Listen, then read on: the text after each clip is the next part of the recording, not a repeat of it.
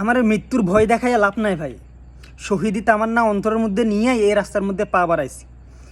একজন মৃত মানুষ কখনো মৃত্যুকে ভয় পাইতে পারে না, জীবিতরাই কেবলমাত্র মৃত্যুকে ভয় পায়। আমি জানি আমি যে রাস্তার মধ্যে আছি এখানে মৃত্যু নিশ্চিত।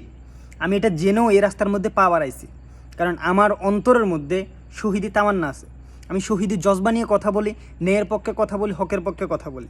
আপনারা আমাকে মেরে ফেললেও আমার কোনো আফসোস নাই, কারণ আমি অন্যজনে যদি আমাকে হত্যা করে আমি শহীদ মর্যাদা পাবো। আমার জীবনের যা পাপগুলো আছে সেগুলো তার কাছে চলে যাবে। তাই মৃত ব্যক্তিকে আমি তো সেই 5ই আগস্টের আগেই মরে গেছি। আমার মনে হয় যে আমার অন্য ভাই যারা মারা গেছে তাদের সাথে আমিও মরে গেছি, আমিও শহীদ হয়ে গেছি। তো এই যে জীবনটা ফিল করতেছি, এটা হইতেছে আল্লাহ তাআলা আমাকে ব্যক্তিগতভাবে আমার মনে হয় যেন আমাকে বকশিস করছে, আমাকে বাড়াই দিছে। তা আমি আমার এই লাইফটাই আমি আল্লাহর পথেই খরচ করতে চাই। হকের পক্ষে, সত্যর পক্ষে কথা বলতে চাই। কারো পা চাটতে পারবো না, কারো দালালি করতে পারবো না, কারো গোলামি করতে পারবো না। আমার স্লোগান একটাই, হয়তো আজাদি নয়তো বা মৃত্যু।